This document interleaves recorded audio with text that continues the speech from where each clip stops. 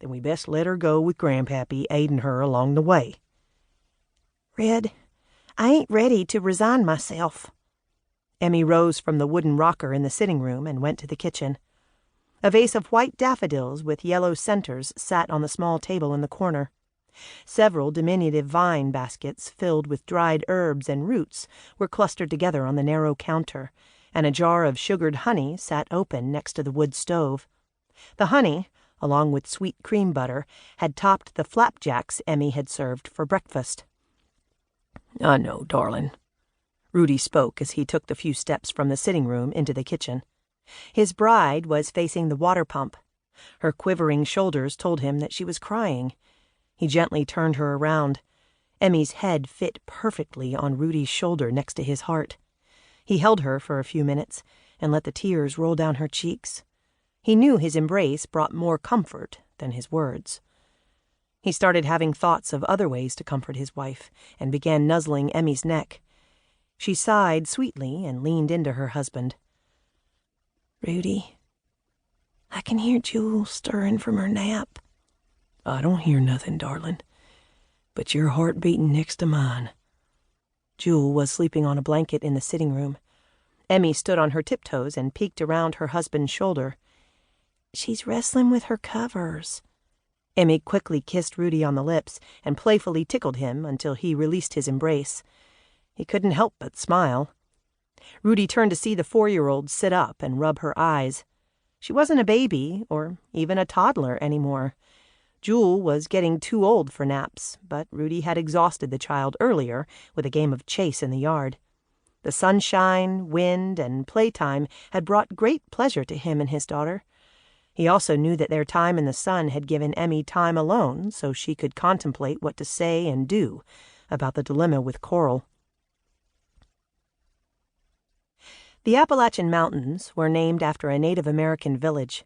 Indian ancestry ran deep in the hills. Rudy, even with his red hair, fair skin, and freckles, had Cherokee blood. While many Appalachians felt disgraced to be part Cherokee, Rudy was proud of his ancestry. Walking the mountains made him feel like a warrior provider who at all costs protected those he loved from seen and unseen dangers. He imagined himself a man who hunted the hills for precious meat that fed his family throughout the year. His father and mother ran a small store in Big Creek, but he had always preferred being outdoors. On occasion, Rudy worked in the store, but, in truth, he felt more alive in the sunshine than in candlelight. Only when Emmy was by his side did he enjoy being indoors. The rustling trees, chirping birds, and occasional grunt of a buck showing dominance all brought a smile to his face and a wave of pleasure to his soul. He knelt to look at the fresh footprints of a mama bear and her 2 cubs. Female bears often woke from their deep slumber in January or February to give birth, and then fell back asleep with a baby, or babies, by their side until early spring. Some of the holler boys liked to play poke the bear. Rudy thought it plain foolishness to sneak up on a big old bear sleeping the winter away, poke the furry beast, and run. God created bears, even hibernating bears, with an innate sense of danger. He would have to remember to tell Ernest and Charlotte about the bear tracks. It was best to give a mama bear and her babies a wide berth. There ain't no telling what a female will do to protect her young ones, Rudy thought. He reflected on Emmy's courage and strength in tracking Charlie when he kidnapped Jewel.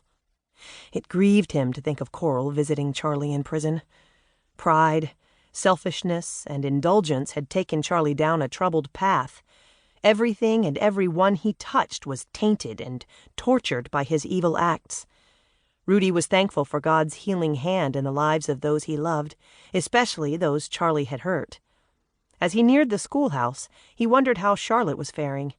Emmy's eldest brother, Lester, had shared a brief time with his bride, Charlotte, before Charlie murdered him. Charlotte was Lester's widow now, and since she lived near Ernest, the two seemed to be sharing more than just their mutual interest in teaching. This year, the colored children who lived in the hills were thriving due to all the activities the remote schoolhouse provided them. In fact, Ernest and Charlotte were treated like local heroes. They received little in the way of monetary benefits, but the student